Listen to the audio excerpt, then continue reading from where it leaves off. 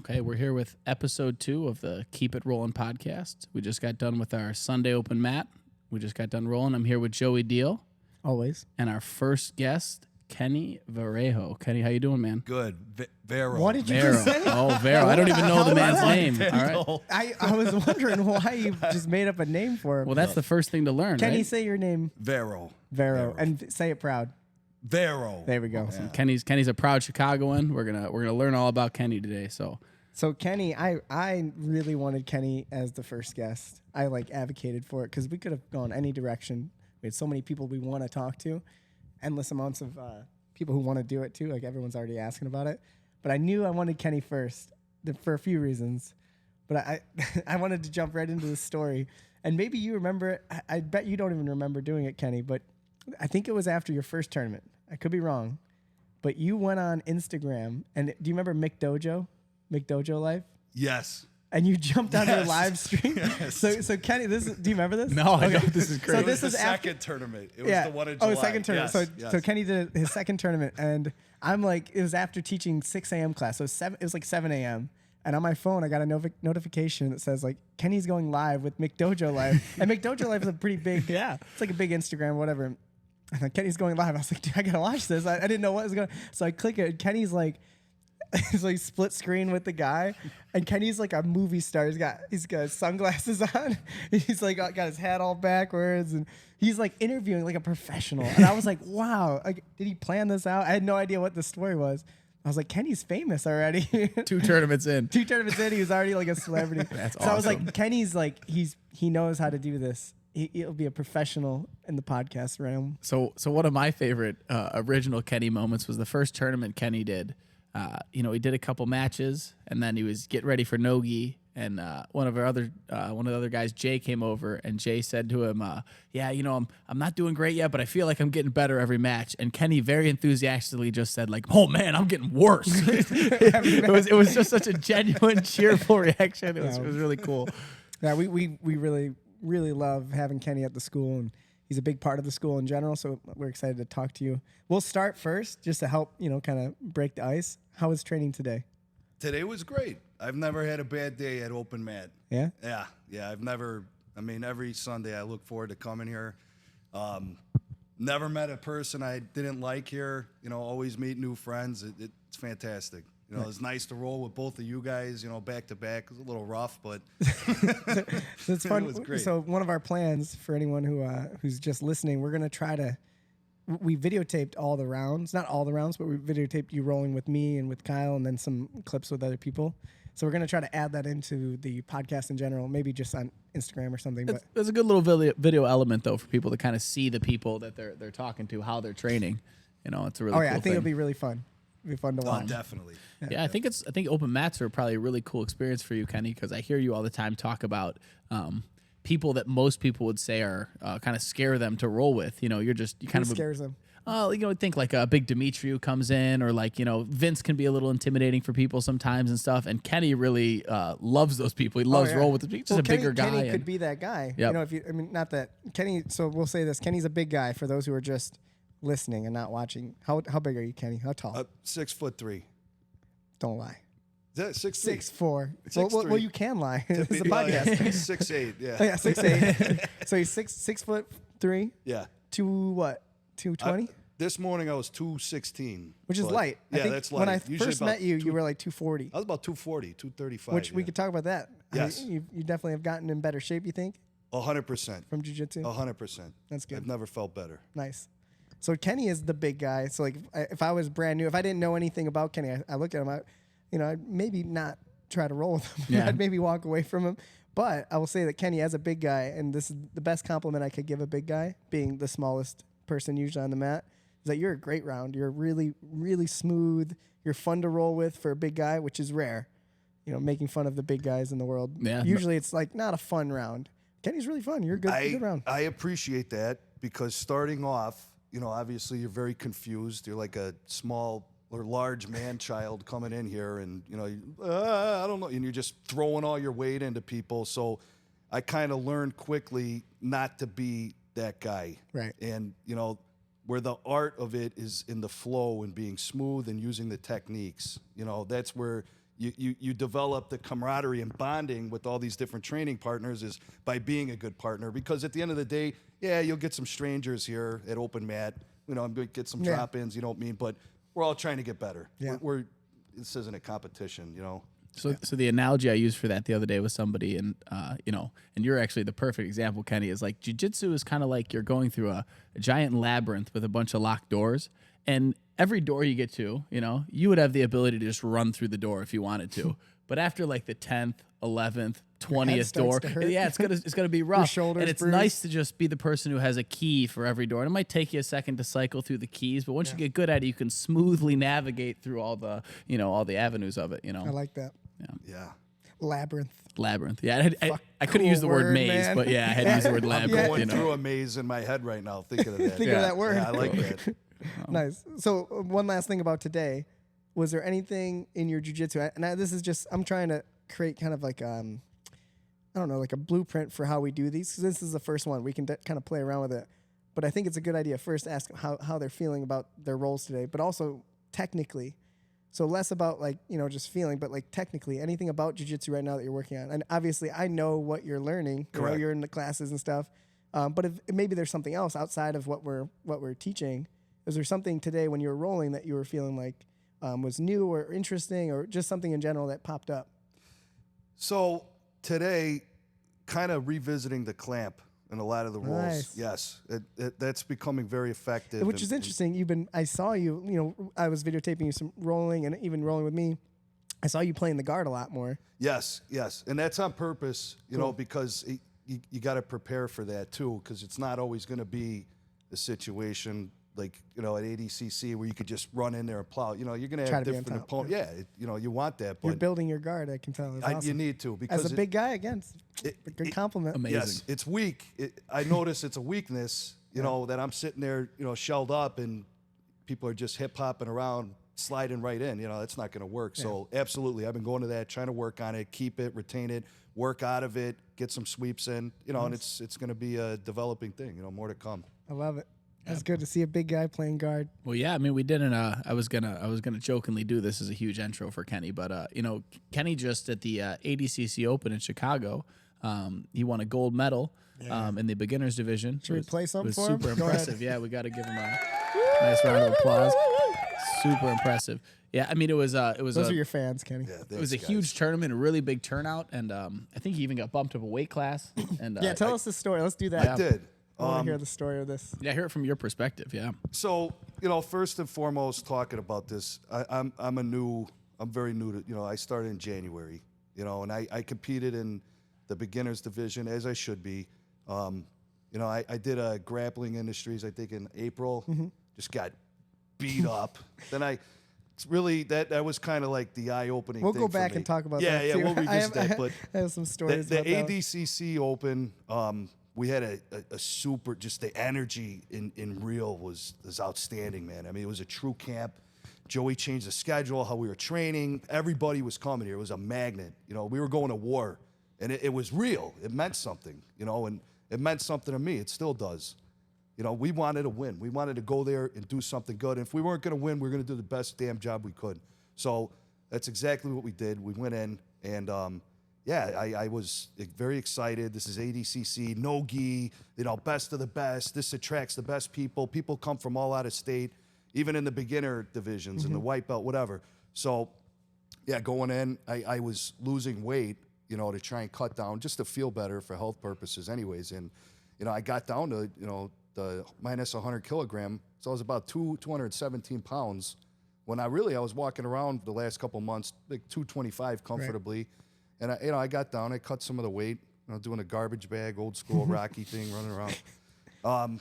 And yeah, I go to weigh in, everything's dandy, 217, high five with Pete the Greek. And that night, I got an email pretty much saying that division collapsed. I think there was only one opponent. I think the other guy went up.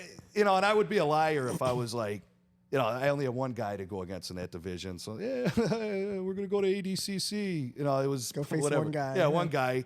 But I went up to plus 100, which is 220 to infinity. And on smooth comp, you have the ability to look at what they weighed in at because you all weigh in the day before. So 280, 240. I'm, oh, Big man, boys. Big dude, boys. I'm pacing around the house. And my wife's like, she was even getting mad at me because I was being she knows when my mood's off, so. I went to bed, woke up the next morning, and I felt great in the morning. Like, this is it, man. So you had some nerves though, right? For sure. That the night before I had nerves, and then You should, though. If Yeah. you don't, that's not good. But Yeah. I love the idea of the weight being something. Yeah, the yeah, weight I was- being intimidating. And the one guy, he was a big guy, because you could look at people's records on Smooth Cop, and the one guy, he had all types of different martial arts under his belt. So I was just looking at this guy. Oh my God. And hey, at the end of the day, we worked very hard as a team here.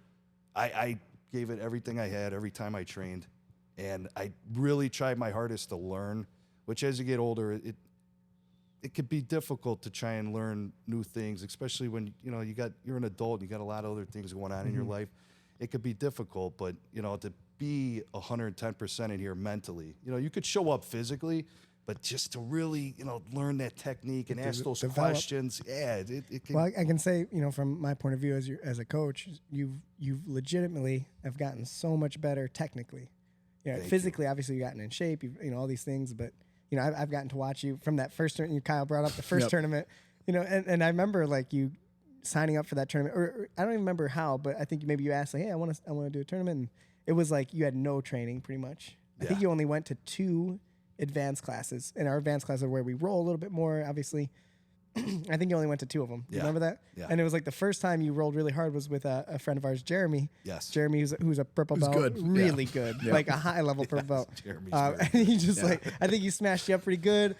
And you weren't deterred at all. You were just I like, loved oh. it. And you're like, oh, cool. This is what it's gonna be like. Yeah. All right. Yeah, that was the thing. That was the attitude. I'm getting worse, but just love it. I Yeah. mean, you were just So out there. with that attitude and the desire to get better. Like all you have to do is just show up, and it's gonna work. You're going to be that guy eventually. And Yes. even that tournament, we saw. I remember us talking. We Oh, just we saw, saw the potential. so much potential. Oh, my there God. was one moment. leg? I You're still, talking yeah. about- Some guy tried to single leg Kenny, and he just And I stomped screamed his out leg I was to the like, ground Kenny, like put your Thor. foot on the ground.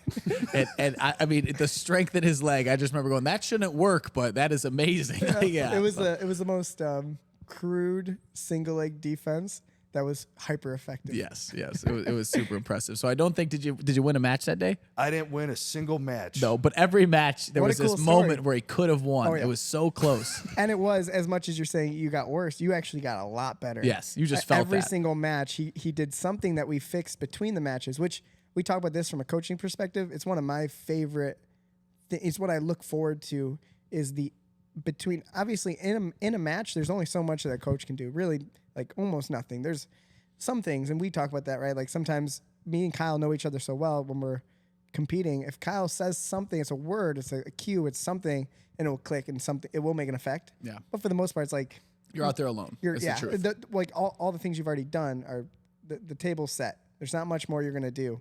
Like someone's not gonna hold your hand through Right. something. A little bit, it can help, but Yep. in between matches, I mean, there was times when like Kenney just had his hands in a completely weird configuration for like the back.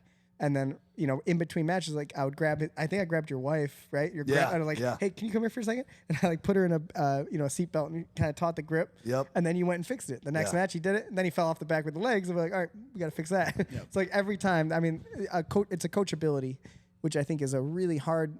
It's an attribute that some people either have or don't, and you have to kind of foster it. Well, And you're very coachable. I will say this to you.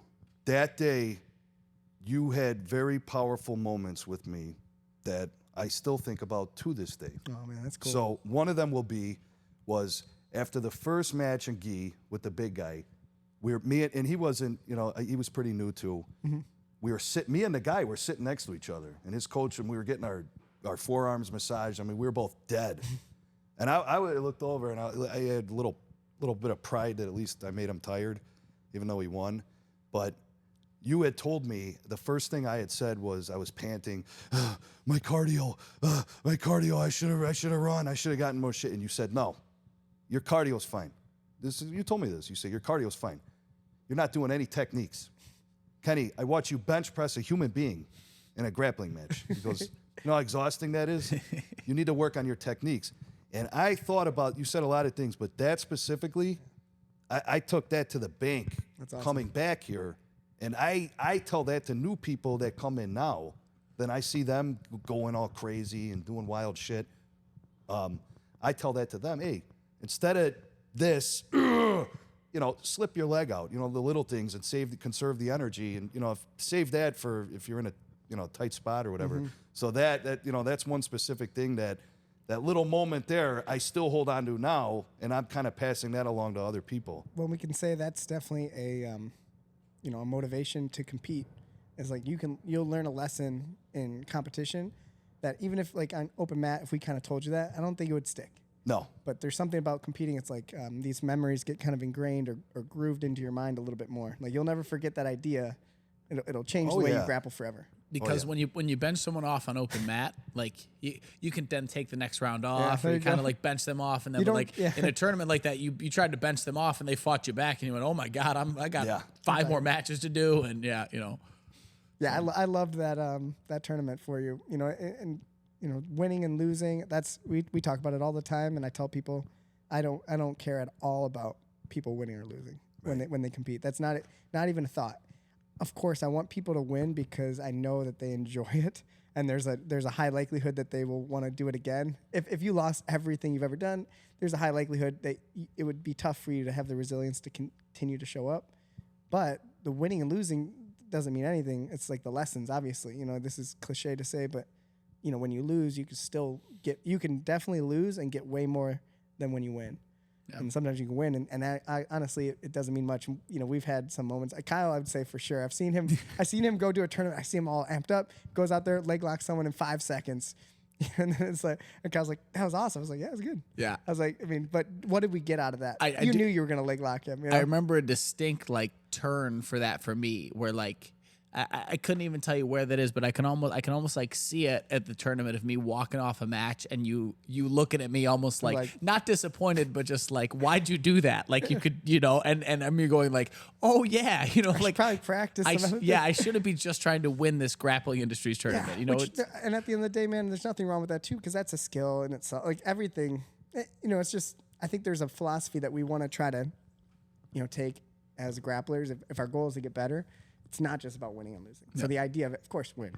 Don't get me wrong. Like I'm not saying go out there and do the worst job possible to try to get better. It's still a competition, but I really think you took that to heart, and I watched you then go wrestle with a guy who you shouldn't have, and you learned something from it, and then you go leg lock him. And it's like, okay, well that was more beneficial. Yep. So it's cool, man. And I think it's great to hear that story, or that little thing that just in passing really stuck with you. Yeah. Oh yeah. The other thing too, I wanted to add on what you guys were just talking about. So, I got a decent amount of training in now, where now there's some newer people coming into our gym where, you get to be the hammer a little bit opposed to the nail. For me personally, there's more value in getting wrecked by Vince and then Vince going over with me for 2-3 minutes on what I could have done than, wrapping up a new kid, it doesn't, all right, let's go again, and just, choking him out quick, and then he's not even asking questions or interested. There's no value. I don't feel there's no special feeling for there, but there's a lot of value rolling with you. And that when I grabbed your leg and you were, hey, good. Yeah. I mean, that, even though you buggy choked me right after. We got a video of it. There We'll was post that value video for there sure. because you're doing the right things. You're doing the right techniques. You're remembering the right things. What you were saying about the newer person, it reminded me of. It's almost like the difference between showing a magic trick to a child or showing a magic trick to an adult. Like when you trick somebody with one of your moves and they're like a white belt or a newer person, it's like, of course they don't know what's going on. But if I trick like a black belt, it's like that's a magician, and that's right. That's what a magician is. Someone who can trick adults. That's a good one. That is good. Yeah, and at the end of the day too, I think when you as you continue to train, and I have no doubt that you're going to continue to train, you'll get to the point where then you can almost reverse that. You'll have to. You kind of have to. Like me and Kyle, we majority of the time we have to roll with people who are newer, obviously newer than us. Yeah. I still get that with Kyle. I get to go roll with Kyle, and Kyle will push me in directions and tap me with things and put me into hard positions, and I learn from that, and I ask him, hey, how's that going? Help me with this. but the majority of my rounds have to be with people who I can obviously do things that I want. So then how can you still get the benefit from there? And there is ways to do it. And so, as you continue to evolve, you'll start to come back around and be like, oh, I actually do kind of like rolling with someone new and trying this new idea and like letting them get certain things and practice. And that'll be the evolution of it. Yeah. Because you get to a certain point that like, all of my skills are not as good as like I am. Some of them are not that. So I need to practice on someone who's at that level that the skill I'm practicing is at. Like if let's say my arm bar is kind of like a purple belt level arm bar. Well, I need to probably practice it on blue belts then, because if I'm practicing on purple and brown belts, my arm bar is not good enough to even really practice it. Interesting. I don't remember where I heard it, but the idea of like pluses and minuses. Yeah, we've talked about that, right? Yeah. It's like when you're rolling, the best gyms is where you have pluses and minuses for yourself. Yeah. So you want to roll with obviously some pluses, and that's what you're saying. You like rolling with Vince Wadman. Shout out to Vince. Shout out to Vince. Thanks for selling me my car. Sold me my Honda 10 years ago. Vince, Jeremy. Yeah, like all you want those are pluses for you. They're people who have been training longer. Yes. Maybe they're more physical. Even physicality can be to me, you're a positive. Maybe not in a technical sense. Sometimes, I have tricks that can, but you got 100 pounds on me. Almost strong grip, breaking the grip. I mean, these are all things that so like everything's positives and negatives, and then I also you have to train sometimes with negatives, because if you're only training with positives, let's say every single round is everyone who's physically more imposing than you, then you never get to practice kind of the sensitivity of being the bigger guy. Yeah. Right. So like I like to train with like TJ and even Tommy and like the younger kids, because they're the only ones that make me feel big, but then I get to practice being the big guy and like how I control my weight, how I move. And so pluses and minuses in general, this is like a philosophy for us. If you want to get really good at training, you got to find both. Yeah. And then there's the equals. And that's like me and Kyle, we get like really hard. Me and him can just go try to kill each other. And not always, and we can do the pluses and minuses, but me and you can go equal, and that's the comp class. Well, I would say like it's almost like like you and me have this thing where like we're rolling, and I'll say it to you all the time. There'll be moments where I'll say to you like, man, you're really fucking good. So like I feel like you're ahead of me like technically a little bit, but then like not physically I'm a little bit bigger than you. So then like it's a perfect battle when we train. And you're we shouldn't just keep complimenting each other. Yeah, but your leg lock, so we have.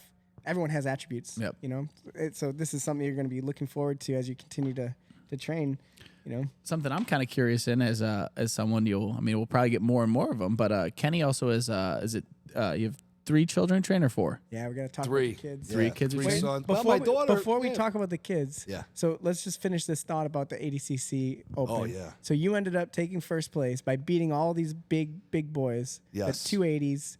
Yes. And you walked in 215, 217. Yep. Let's just do a quick little mental recap on the matches. How'd you feel? That was a special moment for me, guys. Listen, I'm 35 years old. I'm a dad. I got 4 kids. I'm married for coming up on 12 years here. That was a special moment for me. To work hard for something, and then win. What's better? It's amazing. It was incredible, and then to do it with your brothers. Yeah. The team atmosphere was really great. It was amazing. More than I've ever experienced. I'm big on that, man. And if I could be a part of that and I could push, I don't care if it's jiu-jitsu or going out for a run. I want to see everybody living their best life. If that's physical, mental, whatever, I'm here for you. I'm going to be here for my brothers, man. And if you get in my circle, even if you're right outside of my circle, man, I got you. I got you. I love it.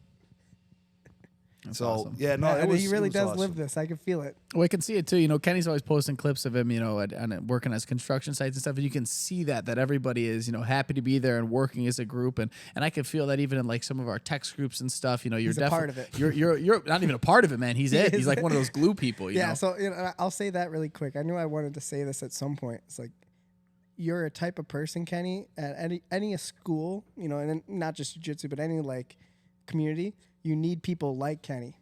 I think of them as like connectors and like people who like in the room, people gravitate towards like someone like Kenney who's like makes everyone feel comfortable and excited and has a good energy. If you don't have that person in the school, you need one. You need a couple of them, because it's really does make a big difference for the energy of the school. Yeah. So we're grateful that we have that. That's have awesome, that in you. man. Yeah, I appreciate that, and I think you're the same way. Both of you guys are also like that. We Yeah. appreciate that. Try. You magnetized me when I first came here Yeah, with let's the boys. do the origin story. So why are you doing jiu-jitsu? What the hell? Man, you So want I to think it's start time, all the right? way from So the beginning? We'll do that, and then we'll talk about the family Yep, element. yep, Because I awesome. really, I think of you. Like I just said, you're a really huge part of the school for yourself as a practitioner and a student. But there's a lot of different roles that you have, at least in my life, when it comes to school. Yeah. And so I want to touch on all of them. But Okay. let's do the origin story. Like, why are you even training jiu-jitsu? All right. I'm gonna go back like to mid 2000s then. Okay. So, did train a couple different martial arts, boxing, taekwondo,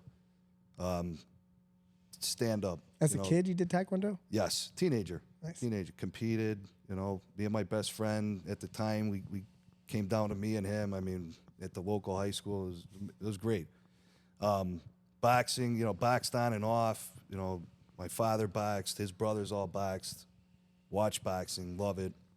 So, got into watching MMA because boxing, It's kind of dying. Off and on. yeah, Yeah. it goes hot, cold.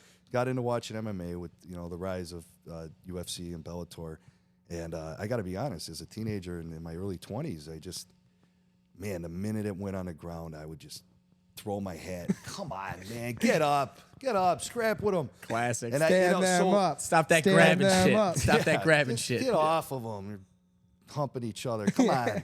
So, and then it went on for years like that, and eventually my kids, we had kids, and I'd go and spar a little bit here or there, and then Anthony, I had him in baseball, and That's your oldest? yeah, Anthony. He goes, I had him in baseball and went fine. And then I had Santino. It's my second oldest in baseball too, and Anthony, he hated baseball. Both of them did, which I did too. It was Me too. Me too. I funny. hate Sorry, baseball. Jay. Sorry, buddy. So Anthony says, I want to, I got the heavy bag, double M bag. I got the speed bag. I got everything in the garage. I'm always doing bag work. So Anthony goes to me, he goes, I want a box. So I go, okay. So I found a place to bring him to. And, he went over there for about a year. And then Santino did the baseball, and same thing. He goes, I want to go box too. So I brought him over there. They were both boxing. And then Santino got paired up with his brother, and they were body boxing. And this place was legit, very good place, very safe. But, you got two brothers going at it, and Santino took a bad body shot from Anthony, and that was it, man. He was like, nope, we're not doing the boxing Down anymore. for the count. And then, Back to baseball. Yep. So I go, all right, no baseball. I go, what do you want to do? And he goes, I want to wrestle. Yes. So I go, okay, you want to wrestle? So I busted up YouTube, and I showed him, like collegiate wrestling, Greco-Roman, and I showed him jiu-jitsu. I says, or this. I showed him MMA, and I showed him jiu-jitsu. I said, or this. And when Santino saw the jiu-jitsu video, he said, that. So I lived down I didn't know that Santino was the the catalyst. He was Yeah. the I had no driver. idea. So I did a Google search. We live 10 minutes from here. And then I think I texted you, or I might have spoke to you on the really phone, remember. and I was like, man, this guy sounds electric, young guy. I can hear you, like, young guy, high energy. And then I came in. Little and, did you know I'm old. yeah. Nah, you're not old. We're young studs, man. We're stallions. So See what we need, Kenny. when I I know, he makes came me feel in, better. I came in and I see Joey, and I'm like, wow. And you're like, yeah, dude, come on in, man. Have them all trained, dude. I try it remember, out for and a we couple right weeks. away. I think you wanted to do more striking with the kids. Still, You so trained I was them, like, yeah. dude, I'll do. And this is- so I did private lessons with your kids for a long time. We for would striking. come in early, and they would do 30 strike minutes. because Anthony did not want to quit boxing. Right. Anthony So actually. that was my tactic yeah. to keep. I was like, I know Yes. jiu-jitsu will eventually sink its He teeth wanted the into boys, someone. yes. but striking is the sometimes Let 'em throw especially some with- punches first. Yeah, and it made him come. We played a lot Yep. of stuff, and boxing is still a big Yes, passion of mine. yes. I love striking in general. So I was comfortable with trying to get them into the grappling world through Yep. it. So And so we would come before class, and then the older two you would do striking with for about 20, 30 minutes before the class started, and it was great. And then we would do the jiu-jitsu, and then I sat on the bench for, I think they've been coming for what, like almost 2 years now. The I'd boys? have to check. Yeah, I think so. It's been a while. think it was like So a spring lot longer of than la- you, obviously. Yeah, Right? There was yeah. like 8 months, maybe So, before you jumped in. Yeah, I was on the bench watching, and then like Doug, Big guy, and he was huge. Yeah, So you don't look like, I forget, but you were like 240. that was 240, just Big boy. lifting, and I wasn't like some couch potato 240. No, I he's a big definitely boy. had some flubber, but I heavy lifting. I You were I a was- problem. Yeah, Yes. I was like, we need to get him on the mat. Yeah. I was chasing, some PRs on the bench. We were laughing about that earlier, skipping. What'd you leg get day. to? I got up to like mid threes. There you go. Yeah, it took me a long time to get to break 315. Yeah, I don't know, something with I got littler wrists or with the long arms. I struggled with the bench, but this Marine buddy of mine, he put me on this program, and I followed it. You got to be religious with it, and I Just did for it, the and numbers. it worked. It worked. Yeah. I still got it written down. You could get your bench up probably like 35% if you follow this program. It's pretty insane. Right. So I was on a bench, and Doug, Rocco, Nolan, yeah, man, come on, big man, you got to get in here. Yeah, all right. And then I remember towards the end of last year, I was like, yeah, I think I might. I think I might. And then What Doug was was the like, tipping point? Why? just something new, something different. Try it. I'm watching and I'm learning, and I realized, from being an MMA fan, I knew what an armbar was. I didn't know the technicalities of it, how to execute it. I thought I did. Yeah, you just slip your legs in and pull back. Last week So- you learned a lot, right? Yeah. So rear naked. Yeah, you slip your arm under his neck and just pull, and then he tapped. So, you're watching your children do something, There you go. right? And who am I to watch or guide them do something that I'm not doing? I've played baseball. I could show them how to swing a baseball bat. So, yeah, my kids, and then these other guys too, man. These other dads, Doug's a father, Nolan's dad. This guy hopped on. I can't tell you how impressed I was with Doug, because he was older than me when he started. He was, he had to been in his 40s. Yeah, something like that. Yeah, mid 40s, Yeah. maybe. And honestly, too, I mean, like Doug's a runner, but Doug is not a athlete like us. Like Doug doesn't. I don't know if Doug played sports Yeah, or anything Doug. like that. I just don't think he. We'll get Doug on here Yeah, eventually. For sure. You're not an athlete. But You hear that? who knows though? Maybe we'll hear him from high school, and Doug will tell us. I Doug- played D1 baseball. And, No, who no. knows, Doug but- was a runner. Yeah, Doug was a That's runner. it. He's just a runner. Are they athletes? I don't know. I'll keep my words to myself. Oh. I like running. I mean, you're I like right. running, You're right. but yeah. I don't. I hate it. Me too. I don't think they're athletes. Just kidding. That was a joke. Yeah, They're so- very good athlete. January 1st, the first you were shut down. The second, 6 a.m. That was my first class this year. Nice. At 6 Oh, yeah? a.m. Yeah. Amazing. Cool. That's nice. I like And then, that. It's good to be able to track it. the beginning of the year. And from there, it was just totally, I don't have an ego problem. I know who I am. You know what I mean? And I was just super impressed with what sold me is, rolling with you, how little I know and how little strength matters if you have like an advanced skill set in this game. And I was like, yeah, I want that. Yep. Well, and I think about that stuff all the time when I see someone with your physicality. If I could just like implant knowledge to that person, I get to live through that. I'm like, that's what I want to be. Yep. I would love, like Avatar, right? I would love to just like plug my little ponytail thing into My fucking- tail. Yeah, and your tail, and just like ride the That fucking- reminds me so much of this with the ADCC we've been talking about. Me and Joey did the 2019 East Coast and West Coast trials, and we did the West Coast trials. I went against this pretty big guy, and he just smashed me the whole match, and ended up passing my guard. And I remember coming off the mat, and Joey looked at me and goes like, "That's what I always want to do to you." Like it's just like if I could just If be I that could do guy's that- size, it I was would do that to exactly you. the game plan I would have tried. Yeah. But you just tipped me. Yeah. Yeah, I mean, it's definitely, that's the goal with me as a teacher is I want everyone, no matter, who they are, I want to give them the best tool set for jiu-jitsu. So I don't just look at you and say, oh, you're big. You don't need to learn good technique. You just push people off you, which is actually true. If I broke that down in a realistic sense, a lot of what you could do, you could make a lot more work than I could against certain people. Yeah. It's just the reality of it. It's actually physics. You have more mass, you can move people easier. Right. But imagine if we take that, instead of us using that as an excuse to be like, you don't have to just keep training hard, you'll be all right. But if we give you the technique and we give you the ability to do, more intelligent work, you'll be unstoppable. Oh, I absolutely. mean, and I say this to you a lot. I know I've said it to you. It's like, there'll be a time when there's just nothing I can really do to you. It's coming. It's on its way. I'm still smashing pretty good. We got video. Yeah. I got video from today. I'm gonna you post guys it. could all see the so clips. but it's coming before you know. It's gonna be there. Where like, man, what are we gonna do? I know he's noticed it. Like let the cat out of the bag. Kind of. I've told this before. A lot of people know elephants don't forget anything, right? So there's a story they always tell. If you take a baby elephant and you tie it to a stump, it can't pull the stump out of the ground. So when the elephant grows up all the way, it thinks it can't pull the stump out of the ground. Are you calling him an elephant? Well, so this is the thing. When you roll with really big, strong people, the first time you got to break them like an elephant. You got to make them think that they can never roll with you and not get tapped, because there's a moment that they can. Yes. And so we have a guy over at Crystal Lake, over at Jeff Curran's gym. That's where I teach and train. This kid Colton, who Colton came here first. Colton came here first for his first open mat, and Colton we're gonna have him on the show. Yep, Colton is just probably Kenny's size too. That's another big guy athletic I love. kid. Yeah, and he's starting to get to that point with me where I'm like, if he wants physical. to do something, he's gonna be hard to stop. I just don't. He's got almost 100 pounds of me. It's gonna be a problem. Yeah, that's definitely psychology. Yeah. Where we want to make sure that they respect us. Yes, Oh, and that's the for cool thing. sure. And he's so actually cool with me. As He's he a really does, good, very and respectful. he knows how to roll really well. Yep. Which that just goes to show how he's learning. Yeah. Yeah.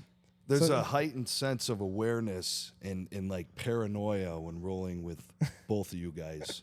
For me personally, and I'm sure many other people share the same sentiment. Jay's nodding his head right now, for sure, because you guys have just a lot of knowledge. I mean, you turn your body one way, and Joey, I was talking with somebody about rolling with you and the gi, and it's like, hey, he's curled up like a ball, and then I hear him nestling around. I don't know what he's doing. Next thing I know, the gi's coming around the back, and my arm can't move. It's just it's very slow and paranoid. That's the fun thing about jiu-jitsu is like knowledge is the power too. Yep. So like knowledge is power. You have the physicality still. It's not completely mental. You have to be able to physically do the things. So it's a fun game, right? Yeah, it's the best. It's the best. It never ends. So let's continue with the kids. So that's how you started jiu-jitsu. That's the origin of why. Yes. I love hearing that you thought it was gay at first. You thought it was. It's like these people rolling around and like, okay. So now as someone who does jiu-jitsu, how do you look at it now? When you watch MMA, do you flip that almost? Because I know a lot of people who do. I did. Who would boo when it goes to the ground, and now it's like, oh, come on, grapple. Let me see you guys grapple. Well, yeah, for sure, because there's a lot of sloppy. There's very good striking exchanges. There's a lot in MMA. MMA, especially in UFC, but there's also a lot of sloppy exchanges where it's like you'd rather you're than really be looking at it. I mean, especially if you're watching high level boxing. Then you kind of see and you're like, okay, dude, like totally different levels. Yeah. So, but then when they are grappling and it does get on the ground with the strikes too, because striking is a part of being on the ground in MMA.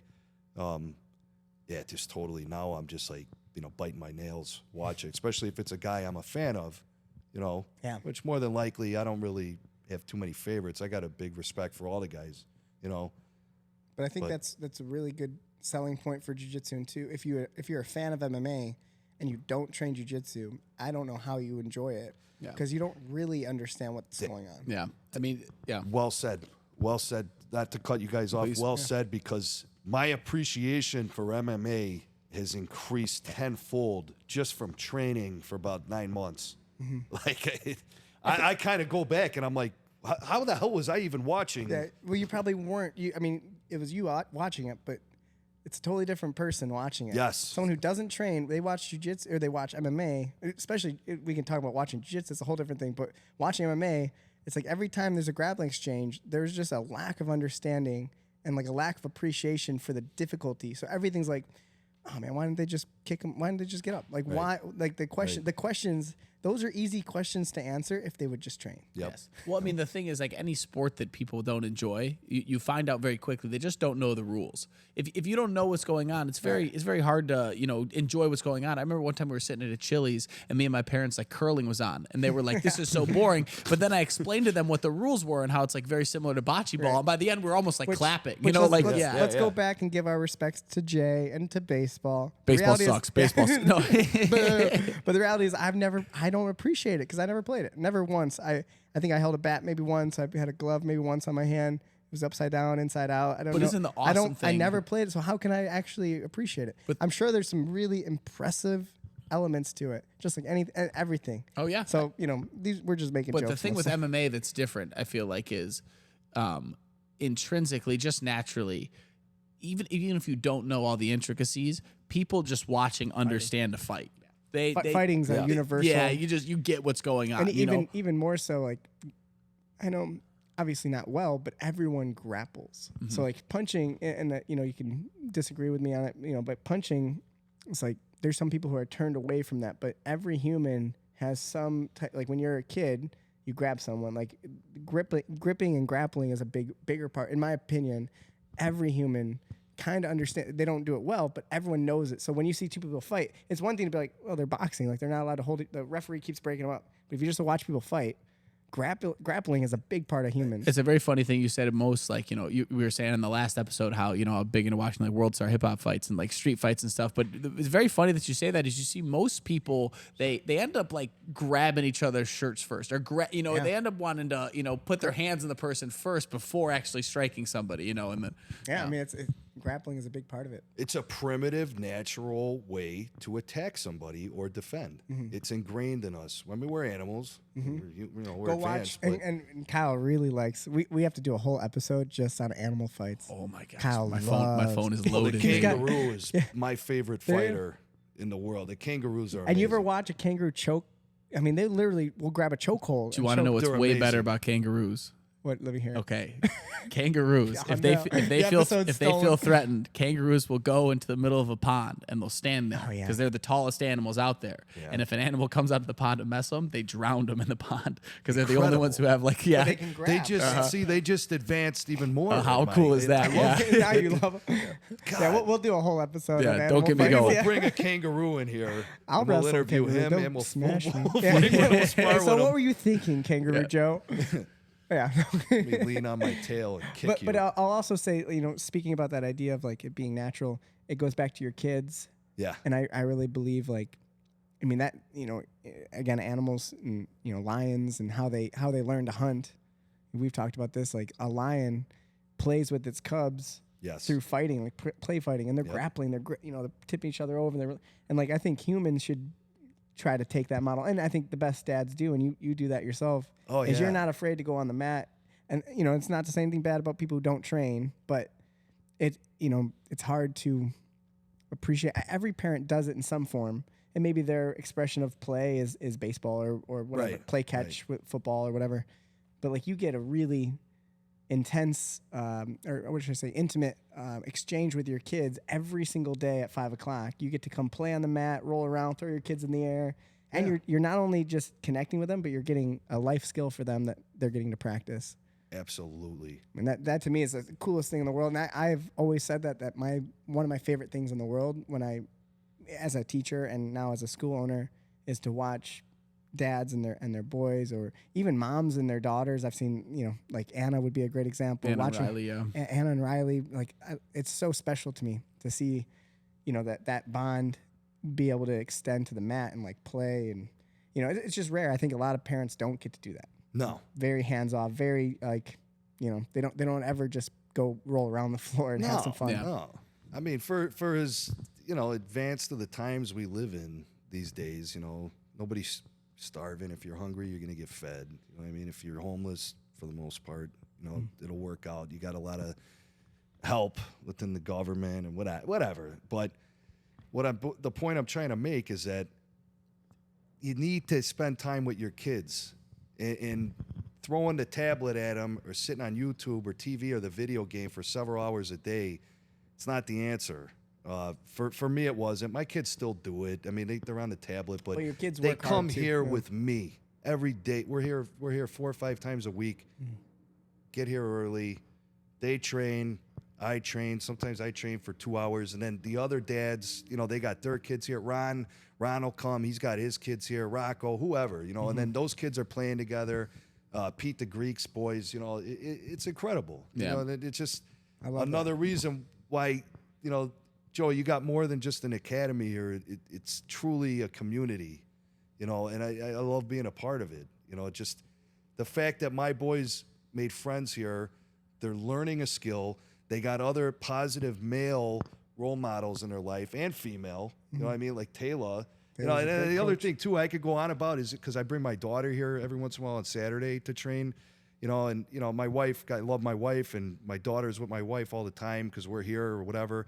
But to have another, you know, like a young woman, you know, doing something like this for as a father, to have my daughter have someone like that, it's incredible. And I've told her that it's a very special thing. We'll have Taylor on the episode next for sure, week. yeah. She's gonna do the podcast next week. Awesome. So we'll be talking about that for sure. I think Like that, cool. And her with the other, you know, with the women's class. I think that's so empowering for these young girls to come in, and it just breaks down a barrier. You know what I mean? Because I was a boy dad for many years. My daughter was born, dude. It changed a little bit, man. You soften up a little bit. That's awesome. You know, even though she's probably the toughest one. Yeah, for sure. No joke. I've seen it for sure.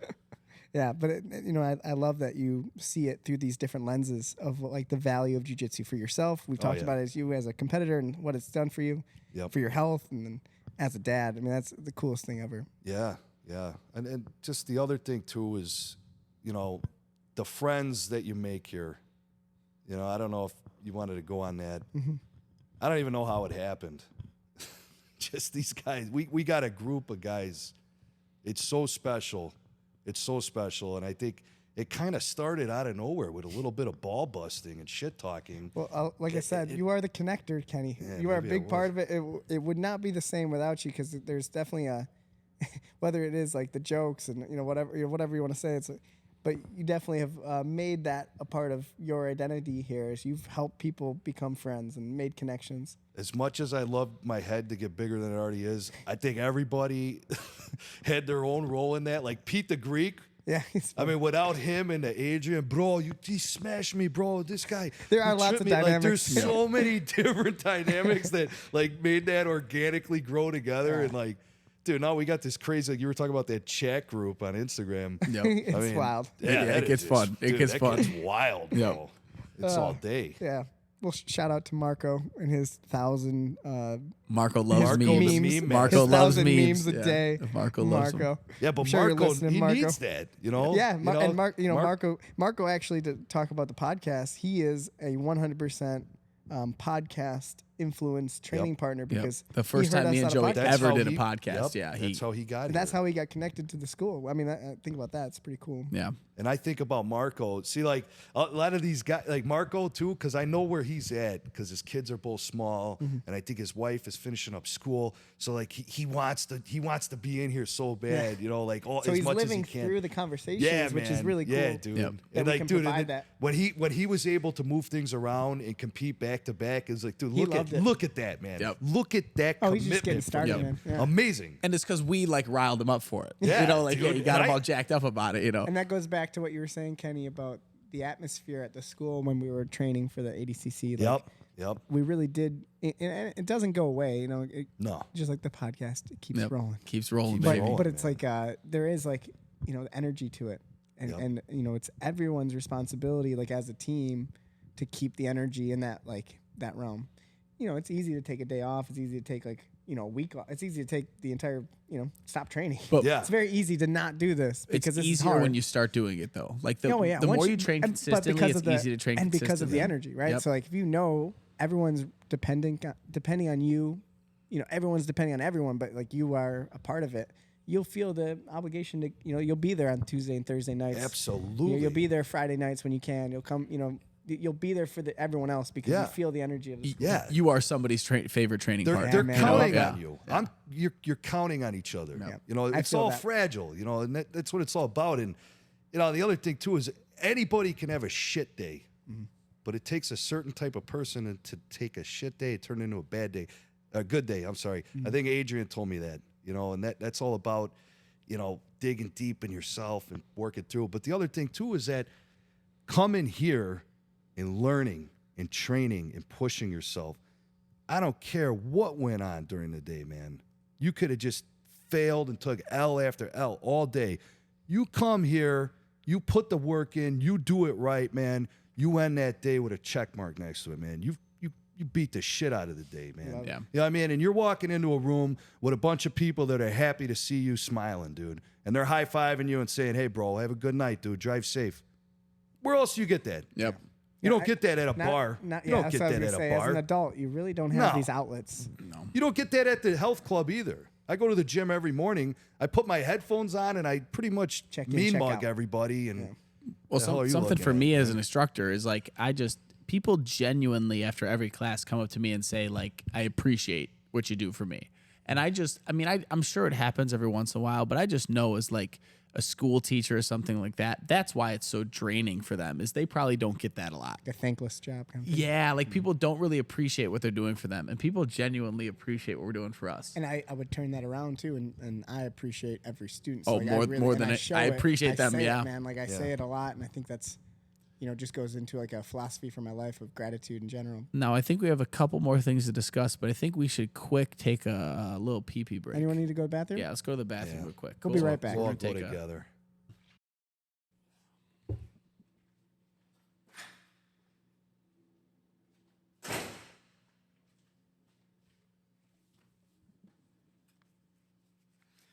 Hello, everybody. Welcome to Phil's First Pee Break. This is Phil's Potent Peppers. Today we're going to talk about the restorative properties of peppers. I have a habanero pepper from my house today. Habanero peppers, 100,000 shoe rating, up to 350,000. Peppers are great. They actually have anti-inflammatory properties, antioxidants, 3 times the amount of vitamin C than an orange, A, B, and E vitamins. Welcome to Phil's Pee Break. We're going to do some ASMR while I'm chewing here. Oh, it's getting real hot. The hottest part of the pepper is the placenta. The placenta of the pepper is attached to the seeds of the pepper. It's the hot part of the pepper, and it's where all the the shoe comes from. So I want to thank. This is real hot. 1 second.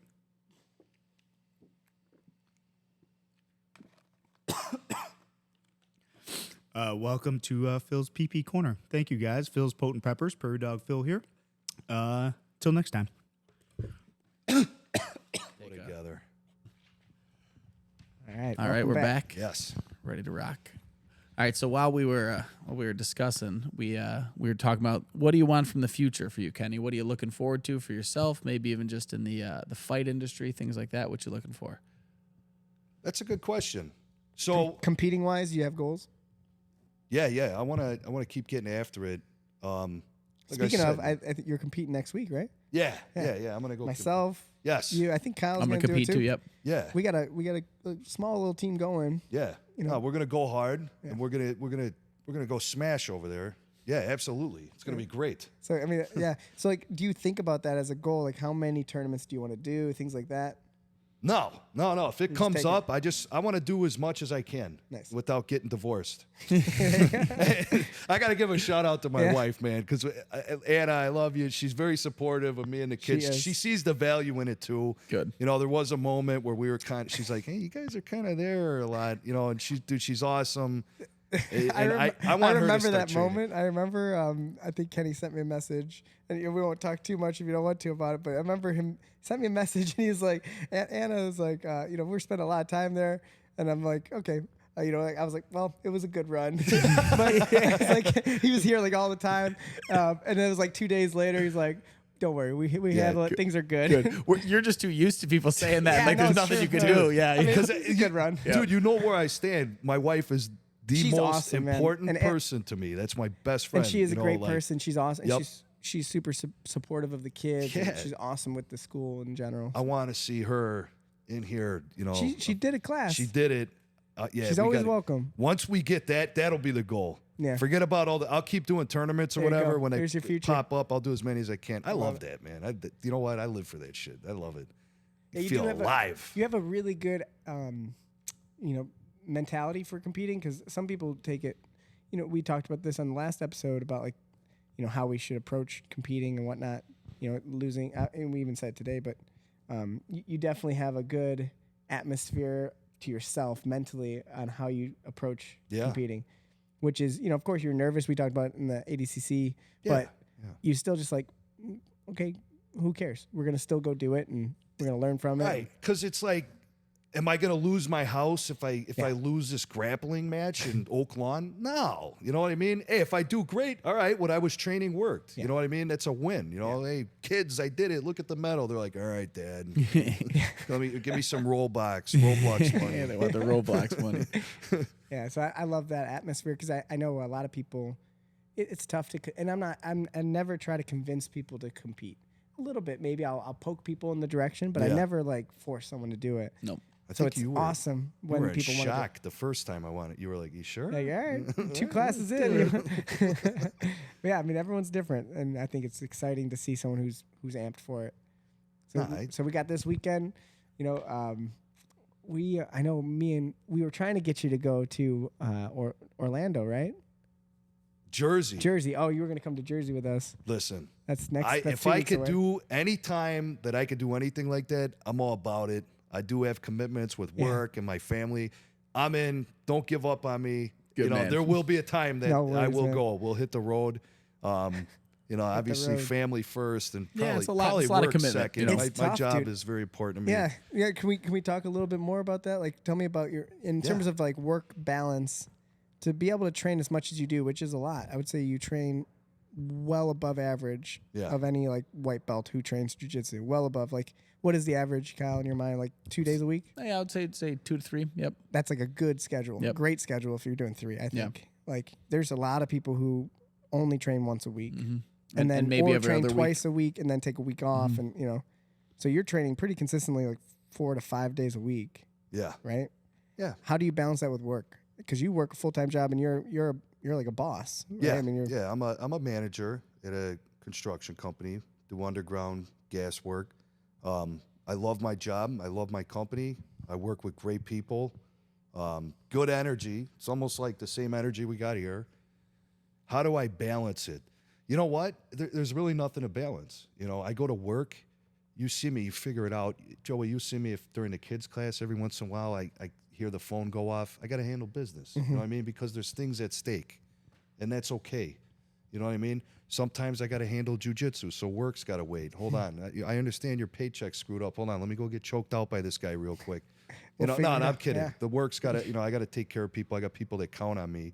So you need it. For me personally, whether I'm doing jiu-jitsu or not, I need busy. I need routine in my life. That I need that. I need that. So whether it's the kids were doing something else, you got to keep going. Because when you don't have anything going on and you're just sitting there, what are you doing? You're staring at a wall. You're wasting your life away. It's short. We're all in our 30s here. It's short. Look at your grandparents. Look at your parents. It goes by quick. That's why these grappling industry, whatever tournament's coming up, ADCC, get a chance go to do out it. there, Let's get do it. after it. Yeah, Give it your best shot, man. Who cares? Go down swinging. Try your best. Yeah, right. That was a good speech, Kenny. That's where I'm at with my life, man. I like to push that on to anyone else, anyone who wants to listen. And if you think I'm full of shit, good luck, man. That's my. If you like it, man, come hang with me, dude. We'll be best friends. Well, I'll say too, like when it comes to the work balance and stuff, I'm sure there's times when you maybe come home from work, it's a hard day, and it would be easy to just be like, let's just chill on the couch and watch a movie or do not, just take the night off. But you consistently don't do that. Yeah. So that I think is what separates you from a lot of people. And I wish there was an easy way for people to like adopt that, whatever it might be. I don't know if that's just something, a switch in your head, or if it's just the way people are. Like, you're a routine person, so you're like, so I train on Tuesday. I have to do it, Yeah. even if I'm tired. And then you always know that after the training you feel better, you're happier. Yep. So, I don't know if you have advice for someone who do. maybe takes a day off, because I'm sure there's someone who's probably listening who I do. does that on I a do. consistent And basis. I'm going to say this with the absolute most sincerity. That day of training is going to be the most special day of training if you can push yourself to stop feeling sorry for yourself and get off your ass, and instead of doing the weak and lazy route, and go train. you will get more out of that day because you pushed yourself in a way mentally that you cannot touch physically. It's easy to push yourself physically. Mentally, if you have a wall and you could break through that wall, you're going to, anything's impossible. Mm-hmm. And that happens to me often, man. I'd be a fucking liar if I said there was times where I didn't want to go, all the time, man. Maybe I won't go today. I'll tell my wife. And she's to the point where she's like, really? What the hell's wrong? What's going on? I don't know. But I never do it. I never follow through with it because that's a great day. You go here, and even if you perform like shit, you push through it. You push through it. That's how you build muscle, emotional muscle. That's how you get stronger. I would say for me, like a good mentality switch for me was like, I just made it how it was this jiu-jitsu became the same thing that work was for me in my brain. Like you would just never just sit and watch a movie and not go to work. Yeah. You would never, unless you are literally physically incapable to, you have to go to work. So I just changed it. Like I go to jiu-jitsu every day. That's what I do. Unless there's literally a thing that I can't go, I go. No, that's the person I am. And like that was a big, I guess that's the switch, right? Yeah. So you made a switch and you said, this is how it is now. That's hard to make in people's minds, right? And then and I just know that for myself too, to, piggyback on it, it's like, if I only trained on the days when I felt perfect, I'd still be a white belt without a doubt. I would not be a black belt right now because there's almost more days than not, I don't feel great. Yeah. I'm exhausted. I'm just a tired, I feel like I've always just been tired my whole life. Yeah. I don't know if I just don't sleep enough. We're cats. I'm just a tired guy, man. We're like cats. Yeah, we're just I'm definitely sleepy, like lounging. Yeah. Come at you. I'm hungry and I'm tired. Yep. But, so if I only showed up on the days that I really like, every day was, everything's perfect. Yeah. I got a good meal and I'm ready to go. Like I'd still be a white belt for sure. Yeah. Maybe a blue belt. Super. Awesome. And then, the other part of that too is just the accountability, man. Like when people are depending on you, and that's the team atmosphere. I want to be here for you, man, because I appreciate everything you do. If I could be here and stand around and kind of make sure the kids aren't punching each other, like I love that feeling. Like, hey, this guy's counting on me to be there.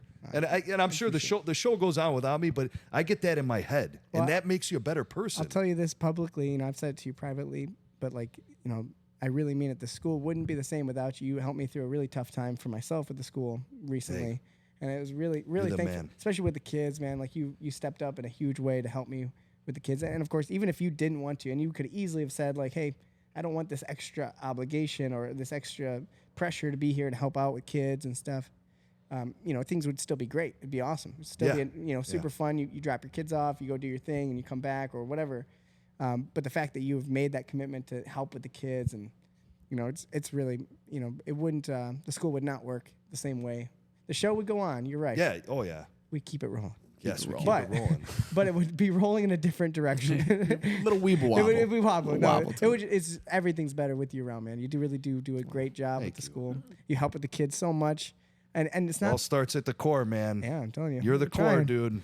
You're attracting it all, my friend. Yeah, and I'm happy to hear the family element for you, because I think there's some guys, obviously myself, me and Kyle, I got cats. I got 2 cats. Yep. How many kids you got, Kyle? I got nothing, baby. I got Legos. You got Legos? I got Legos. He's got they're all his children, the Legos. They're so great. Yeah. So many Legos. We'll talk about your Legos too. Maybe not. Yeah, we'll do a it. whole Lego episode. I got to give both you guys a compliment for guys who don't have kids. You're great with kids. Oh, thanks, Thank you. A lot of guys that. aren't, it's tough. You got to have a lot of patience, man. And I've seen you a couple times on the edge. You've seen me on the edge multiple times. I had one a few weeks ago, like one of the Tuesdays. They were riling me up. I didn't have an explosion, but I just had multiple of those moments where I turned around and walked away from them, like, I had to calm myself down a little bit. Every teacher has, for sure. Yeah. If you're going to teach kids, you're going to be around kids, and I think it's we continue. It's just like jiu-jitsu. We continue to show up. Yep. I'm not. It's my job. Literally, it's my job. I get paid for it. Yep. So be one, and that's why you don't get paid for it. To teach the kids. So I appreciate you showing up. And I never give anyone who's helping. I'm sure you feel this way. I never give you too much responsibility. I'm never like, hey man, thanks for being here. I gotta go. I'm gonna be back. No. But having another adult there's so helpful, and I think it's as an asset for yourself, you get to be around your kids. I'm if you hanging talk with about- my kids, and then I'm it's watching an extra quality hour, a day Yes. with your kids. It's I mean, Then they've got friends now. people need that. Yeah, they meet friends here. So these guys, they're becoming friends with all these guys now.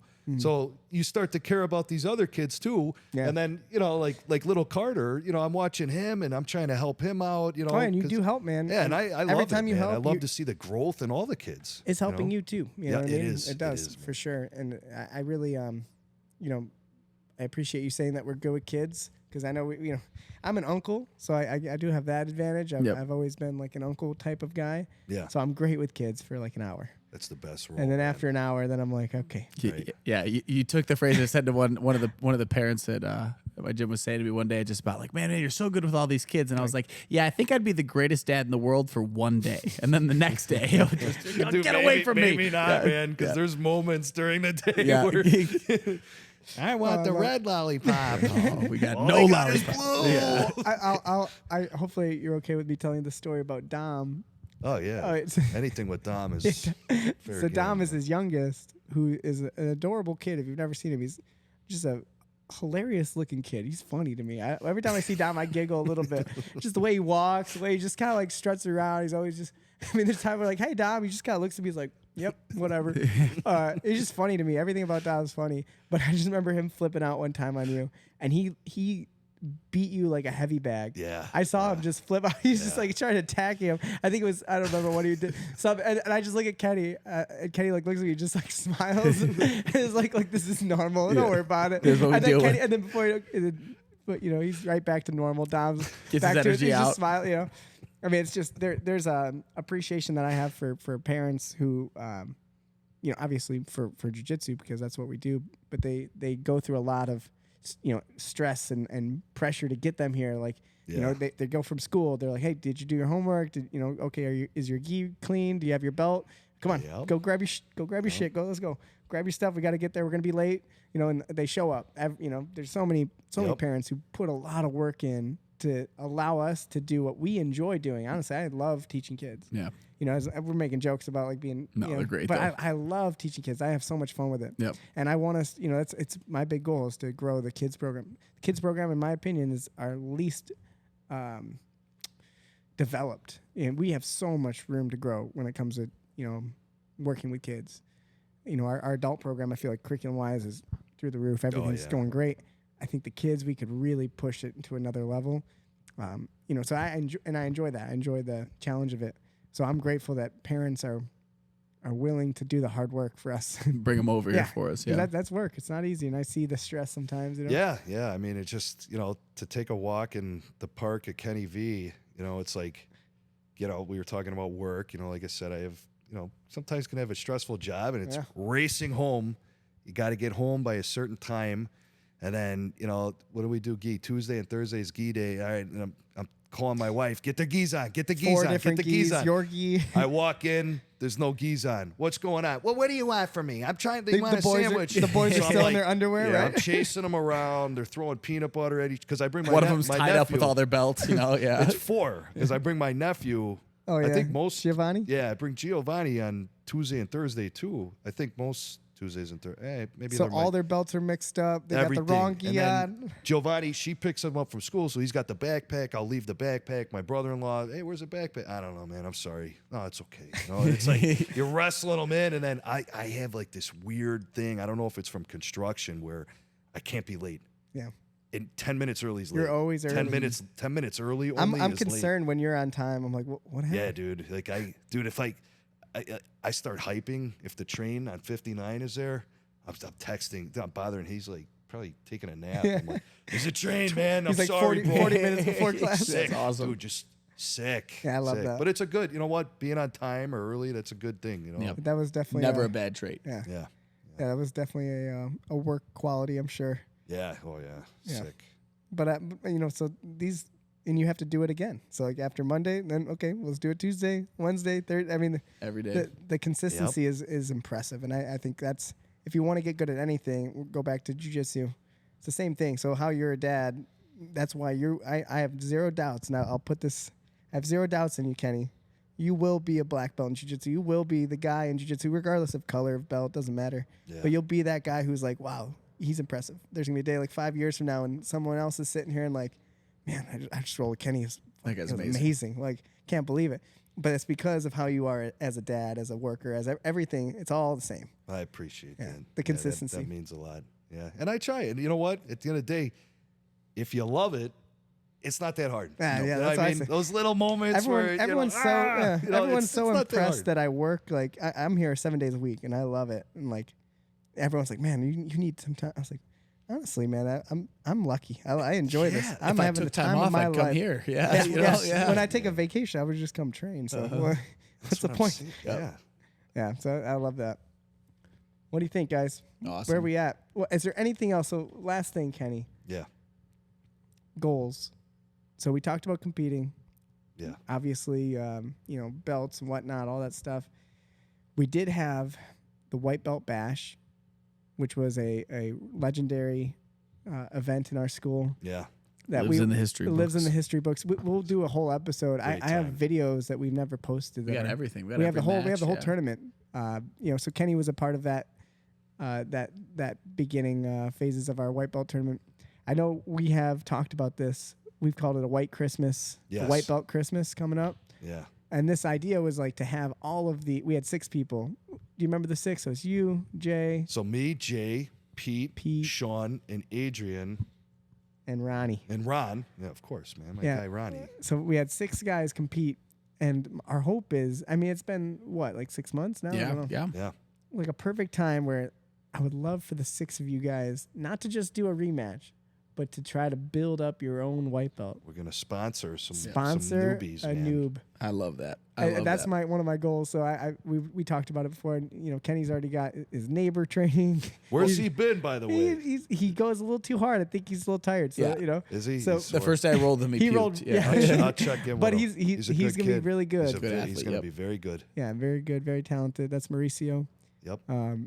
We have some prospects. So this is something to keep your eye out as the alumni of the White Belt Bash. Yes. Keep your eyes open for some new meat. We got to start planning for that. I know it's coming up. Coming Yeah. soon. We got to go even bigger and harder than the original one, and the original one was fantastic. was, I mean, dude, If you're gonna have to get another listening- suit. Oh yeah, Kyle wore a suit. That's how big this was. dude, we that had was incredible. We had a bro. fog machine. That's how Yeah. big this was. We had announcers. We Big had commentary table. everything. Yeah. commentary Walkout. table of Big kids. children. Yeah. It was really special. So if you don't know what we're talking about, we'll definitely at some point post this We'll because let it's you a know. really special event. I thought it was cool. It's fun. Super fun. So and that goes back to what Kenney was talking about the group of friends that you made. I think Yeah. the White Belt Bash was certainly a team building experience. oh yeah. Oh yeah, dude. Because how do you really get to know somebody? You fight them. Yeah, Try fight to 'em. choke him. Yeah, that's Yep. Fight all 'em. my best friends. If you're my whoever's listening, if you're my friend, I guarantee me and you have fought Yep. in a friendly manner, but we've definitely gotten after it. Yep. My buddy Tim, I'm sure we'll talk to Tim at some point. Me and him have spent more time choking each other than Oh, anything yeah. else, and Punching each punching other each and, other. yep. And I mean, that's just that's how you truly That's get how to know you someone. really You want to get to know someone. Yes. Go Yep. get in a fight with them, a real fight. Like try. Yeah. You'll definitely get to know Yeah. someone good. Hey, Dad. Bam. I want to get to know you. Get over here. No, it's true. My father actually is the one. He said that because he stopped by after. My dad said that. He goes, one thing about fighting, I don't care if it's boxing, grappling, you really get to know somebody. Yeah. I said, yeah, you're right, Pop. Yeah, Yep. you get to know them. It's true. You get to know them like in a deeper level of like what are they actually like when things are tough. There's always respect. Oh, yeah. There's always respect. And if there it's isn't, there's a something- problem. Yes. Yeah. Even if you really hate the guy, like it's some type of deep beef or something, and you guys, There's a go at it, you're still a little respect after you unspoken fight. Yep. respect there. Yep. Yeah. Yep. Yeah, and I can speak to that in terms of like MMA too, like Oh, fighting. I bet. I mean, I have some people who I've fought who I still talk to. Not we don't hang out or anything, but like I still feel connected to because we've had some tough ones. Like that guy Eric Moel, who's the picture over there, Yeah. bloody fight. I mean, I still me and him talk all the time. We That's send awesome. messages every once in a while. It's like there's a bunch of stories like that, and I think fighting is certainly. So we get to do this on a daily basis. Like today, Yeah. over Matt, everyone, grappling is grappling, fighting is fighting. I don't like to blend it too much, but the idea of it is still there. Close enough. Right? Yeah, it's like the physical combat with each other's. Another thing you told me, this is a great line from you.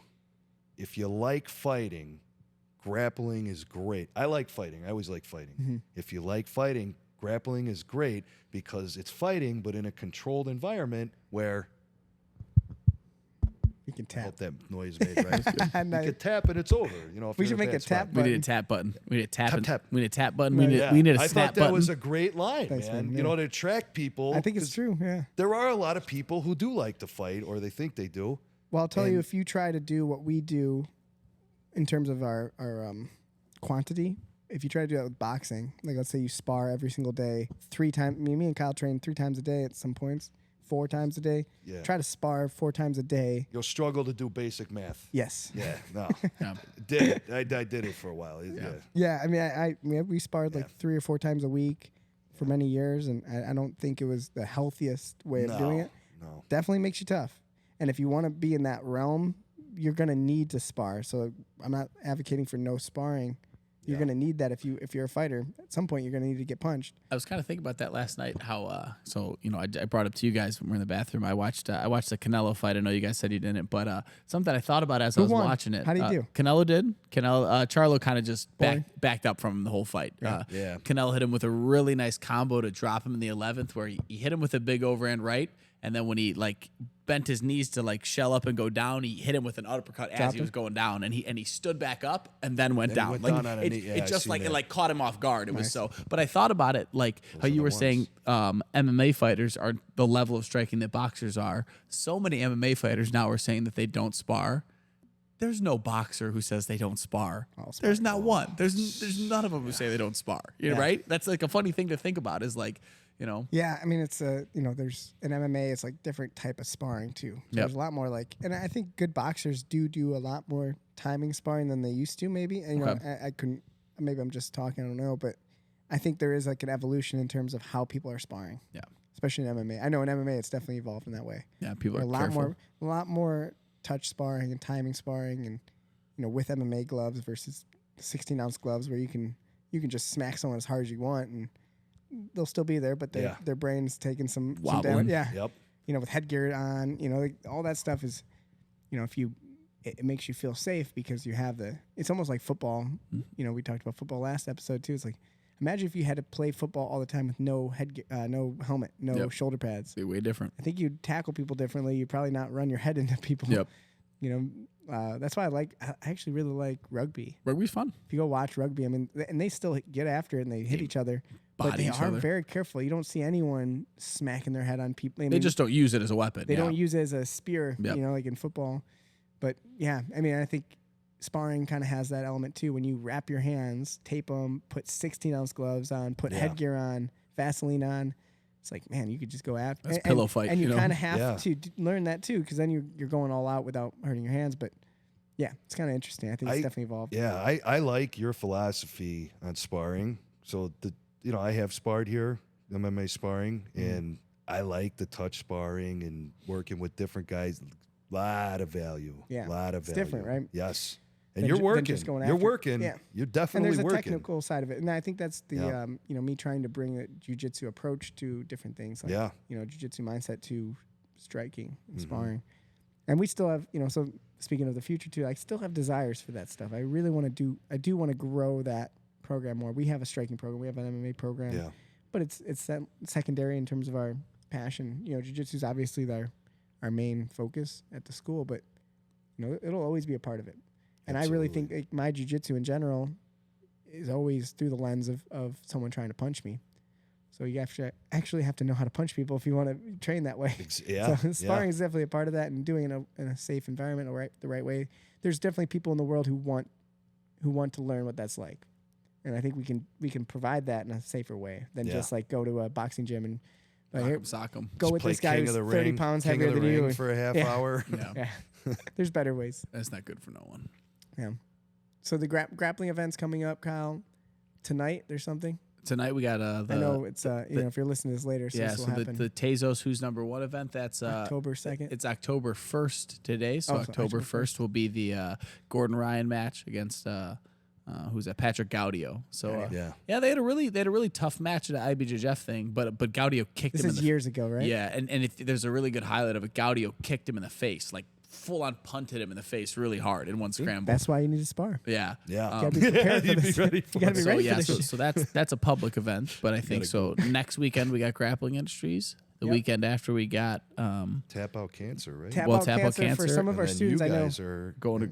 I think we have like 2 or 3 people competing. I think I know 40's doing Tap Out Cancer. I know Big Nick is doing it. Awesome. I think Tommy. Yeah. Well, Tommy Boy. Little Tommy Boy's doing it. Yeah. And I know if anybody needs any coaching, because we won't be there, Darby and then we'll be there, so we can have those people. Yeah, we'll help people definitely. out. People will be ready for it. And then we'll be going. You ready? We're going to East Coast Trials. I'm feeling Coast good. Trials. This is the Dude, big I'm one. fired up for you guys, man. Yeah, feeling good. If I It's a could big be one. there, oh man, I will be there in spirit. Yeah, you are. I will be there. It'll be fun. I think it's we look forward to this all the time. It's been 2 years, right? Yep.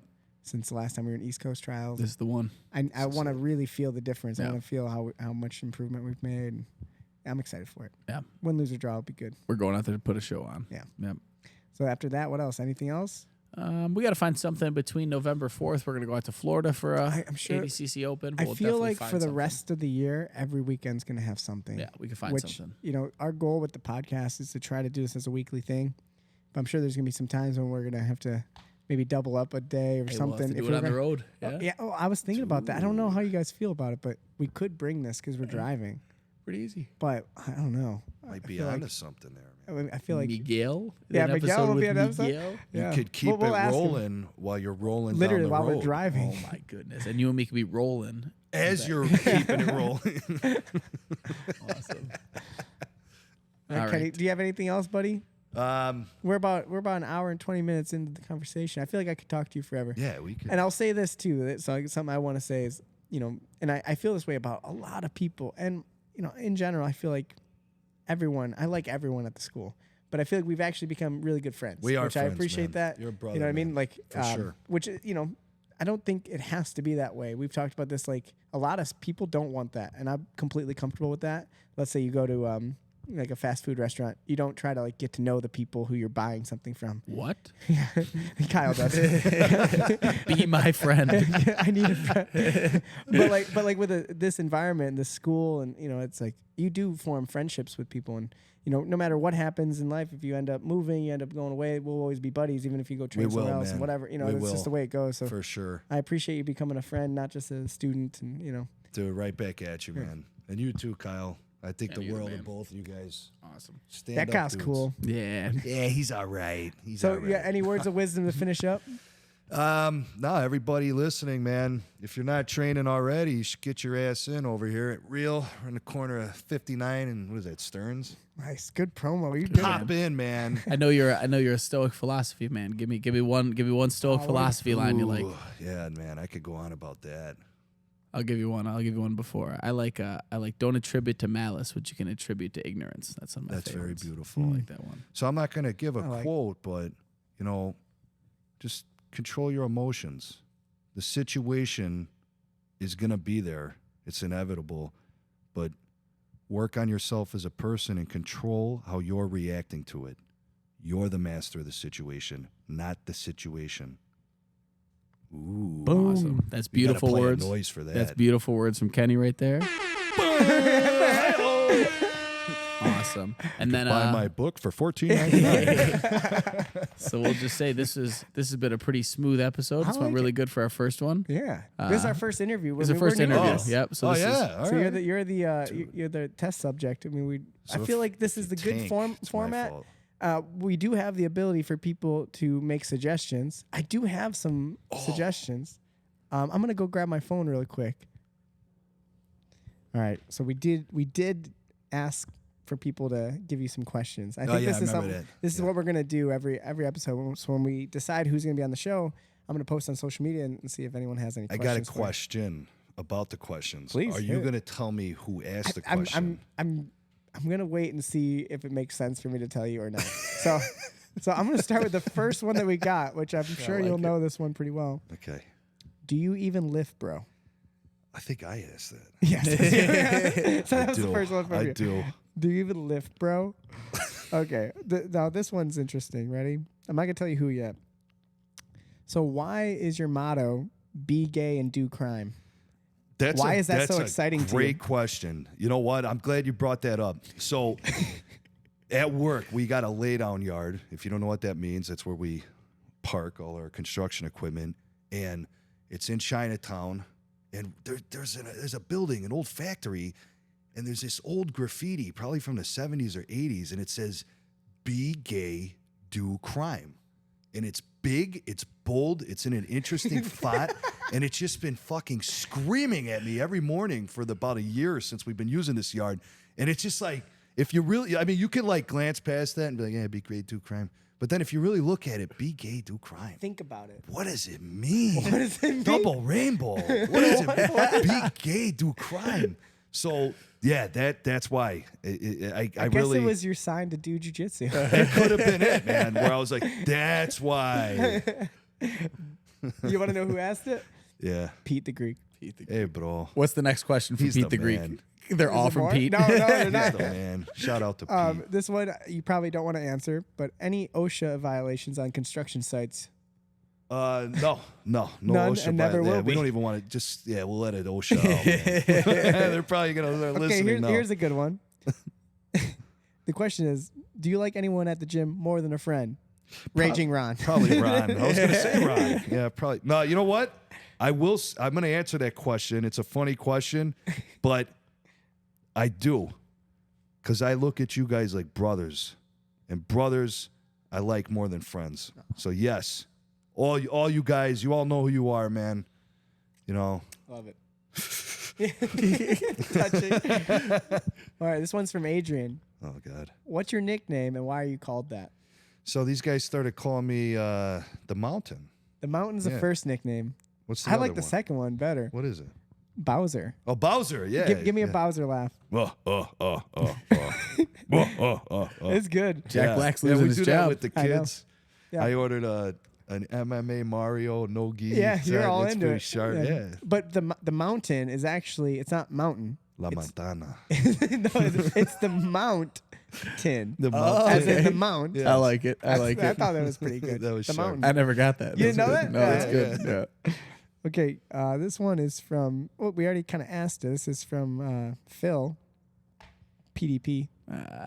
How do you find the balance for work, kids, and a happy wife at home? Yeah, dude. We went over that. Hit me up, man. All I got And to just so you know, Phil, and I think you know, right? Yeah. His wife right now is pregnant. Pretty Yeah. soon, I think he's gonna have his first baby, a boy. So he's super gonna excited be a about great it. dad. But he's gonna, I think everyone, and we have a lot of guys who are soon to have kids or just had a kid. I know Sean just had a kid. Yep. Sean Murphy, and I know we have a few more. Paul, I think he's like right about to Yeah, have. Paul. Jeremy? Yeah, Just big had Didn't Paul. Jeremy have one? is going to have one Okay, soon, yeah, really yeah. soon. Dude. So it's a bunch of them, but So you know, for the first, but if they it's can your look up to first you. kid, yeah, if it's your first kid, man, it's gonna be tough. It's gonna be tough, man. You know what I mean? It's a lot on your wife. All I could say, hey, jujitsu is great and it's important, but if you married that girl and you got her pregnant, look out for her and make sure she's okay and give her all the attention she needs. Help her. You know what I mean? She might have a C-section or whatever. Help her, and then you could come back. Jeremy gave a great speech when he got his purple belt, and he said, hey, you're going to have to do life, you know, at some point or another. Something's going to happen, you know, but you can always come back. Jiu-jitsu is always going to try be and, you know, you try and come when you could come, but, you know, be there for your family. Yeah. Family's first, especially always. you know that first kid, and you know that will never happen again. Yeah, man. So all that's- those little moments, and it and probably sucks. I'm sure there's some moments where it sucks, but Yep. that'll be over. Oh, it's terrible. you know what? Your Jiu-jitsu whole on your Thursday whole night- life is disrupted, man. I know You're- we will still be here. Yes. You know what I mean? So we'll Yes. be ready. Yeah, the So, first for Phil- kid, man, for me at least, and many of my other friends, is extremely difficult, especially if you're younger. You know, we were in our early 20s. It was like really a mind-blowing thing, man. I mean, we pretty much did whatever you want. You know, I'd go outside at that time, would smoke a Newport and have a beer, and it's Thursday. Then it's like, What do you mean make more formula? What do you mean we're out? What do you tell it stop crying? I'm gonna go smoke another cigarette. Yeah. You know what I mean? It was like, you know, and then you're turning on each other. Dad it's has to tough, go out man. for a pack of cigarettes and never All comes right. back. I'll go to the store. And then you're just sitting in the Walmart parking lot, like Going to get Jesus milk. Christ, Yeah. help me, God, help me, make me disappear. Nah, dude. So now with the maturity level, now help your wife, support your wife, because she's doing the most of the work. You know, up to the delivery and after. It's unnatural as a man to handle a small child. Even now, even though I got 4, somebody hands me a newborn baby, I'm still awkward as shit. I'm holding them weird. And they just get it, right? Women, you know, mothers are mothers. They're the best, strongest. We love our mothers. But love mama, man. Shout out, Support Mom. Shout out, mama. Mom. Support Cindy, wifey. Linda. Cindy. Yep. Cindy, love you. Tammy. Cindy asked if she could do the podcast. I told Cindy her, is on. Oh, I told her she had to roll on Sunday. that's That's the only way. So that is the criteria for anyone who's wondering. You do have to roll. Yep. You know, what I mean, there's no way I'm not going to have someone on the couch until you've rolled with Until us. you rolled some and that shits day, you got to roll that day. Yep. Even if it's just a half a round, I don't Yep. care. Get Don't out even there. you got to be on the mat. You got to do it. Yep. Otherwise, it doesn't work. No. You break the entire system. How are we gonna keep it rolling if you were And never you rolling? Never rolled. Yeah. You are stuck. Yeah, you stop the roll. Yep. you were stationary. Yeah, there was no rolling. Not moving. Yeah, I like it. So those are all the questions we got. Oh, I thank appreciate God. you guys asking questions. There wasn't too I much. thought it was gonna get personal. Yeah, it's about to get. Woo. Yeah, you dodged some good ones. You thought someone was gonna go Tyson Fury on you and ask about your Corey? What is that? If you got a big quarry, You got a big Corey on you? You got a big Corey on you? Excuse me. So favorite fighter. All time. We'll do some quick That's questions. tough, man. I got a lot. I see you wear the Tyson Fury jersey. Right now in boxing, I love Fury. Yeah. But all time, there's a lot of greats, man. We talk about it all the time. Give us a Yeah, list. I could go on. Name and some on. names. Go for it. Boxing, Yeah, or boxing. MMA. Oh, obviously, you got your Foremans, your Ali's. Yeah, that's what I love. is Huge that time. Mickey Ward, Arturo Gatti, Floyd Mayweather, man. You know, the neighborhood I grew up in, I grew up with a lot of Mexican guys who kind of hated him. Mm-hmm. And at first I was like, yeah, fuck Floyd. But I was like, dude, the gotta more and more I appreciate him. watched him, bro, the guy's same way. incredible. Amazing. I And hated even him. outside of the ring, he was like, all right, man, nobody Something else. likes me, dude. I'm taking on this villain role, dude. I'm the money man. Like, the guy's incredible. Yep. The guy is incredible. Yeah, what a And I story. tip my hat to him, dude. Awesome dude, man. Yeah. Dude, tons, man. Manny Pacquiao, dude, just I could go on and on. What are you looking forward to fight wise? Is it the Tyson Fury Ngannou or Tyson Fury now? Ngannou will be Usyk. fun, but anything could happen. But more than likely, he's Is there a gonna- chance that Ngannou wins? No, Not a single chance. no. Especially if And it if goes. I'm Wait, this wrong, is I'm on- wrong. yeah, but this is fun. I mean, If if podcast, we it get goes, to ask. especially if it goes past like 3 rounds know, too, man. It'll get worse I and just worse. yeah, Yeah. he's not gonna. I saw him training with the boxing gloves on. Man. It's A not little good. He looks slow. He dude. looks He slow. looked like slow. shit. Yeah, Yeah. Now, of course, that doesn't mean anything. Could be games. Yeah, You it don't doesn't know. mean anything. But yeah. Yeah. And you know what? That might not end up good for Fury to fight the big slow guy and then fight the super fast Well, small guy next. even you just know? the I fact don't that he see Usyk doing too tiny, anything right? I mean, again, dude. yeah. I think he could fight both of them in the same night. Yeah, I'm not impressed that much with the Usyk fight. I mean, it's obviously what people It's want to exciting. see. And it We has, need it to has see- to be it done. has to happen. It has to be done. Yeah. That broke my heart when that whole thing fell Fell apart apart, over yeah. money earlier in the year. That Yeah. broke my heart, And you man. give credit to Tyson Fury for making things happen. Yes. The guy's a showman, dude. He In is so just, many elements in boxing right now, it's just like people just kind of Oh withdraw, yeah, and just dude, take talk- things out, and they dude, don't make the talk about fights. This guy blew up like a blimp. Yeah. And was going to kill himself. Was he he was 400 probably pounds? snorting whatever and drinking. He's got kids with He's a still million kids with mentally his a wife. little off, I watch a show on Netflix, dude. He struggles. The guy struggles. He's a moody guy. which I think is he's a human being, man. it goes hand in hand with obviously fighting. Yeah. We talk about we talk about sparring and brain damage and things like that, but also what it fighting attracts a certain level of crazy. Yes. So it's a chicken egg situation. Yes. How crazy was he mean, before he started boxing? How crazy is he There's getting nothing because of better boxing? than like the story said, like he blew up that big, and then Wilder did an interview, and they said to him like, "What do you think about fighting Fury?" And he goes, "That guy doesn't fight anymore." And then the next day, there's a video of Fury. He's all fat and he's filming He's like, "I himself. gotta And get he's got the Eminem song playing in the back. He's going, "Wilder, I'm coming for you." Yep, And then yep. 2 years later, he's in the ring and he knocks him out. Like that's crazy. I Dude. could be wrong, but I watched an interview with Tyson Fury, and there is some gratefulness for that shit talking from Deontay yeah. Wilder. That's what got 'Cause him he motivated, needed right? that, man. Tabloids saying, "Oh, Tyson Fury's doing cocaine in a bar bathroom." Okay, that'll piss a guy off, but you know what? That's gonna make a cokehead do more coke. But a professional boxer who's got a belt saying, "Him, that fat piece of shit." Yeah, right. Mm-hmm. No, man, that woke up a sleeping dude. It saved the guy's life, and I think the guy's amazing. I love him. I love him. That's I love him. He's great to watch, dude. I love it. I love how he boxes. He's fast.